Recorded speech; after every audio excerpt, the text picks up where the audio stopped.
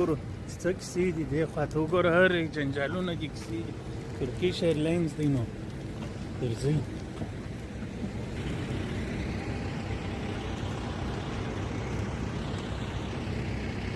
هیڅ وخت په میدان کې داسې نه دي سوي چې یوازې روان یې هیڅوک نه مخته نه شاته ستا په دا ټوله میدان کې داسې بس ایله یې کړلو هلته ول خپله ورپورته سئ نو دا یې ورپورته کېږو خپله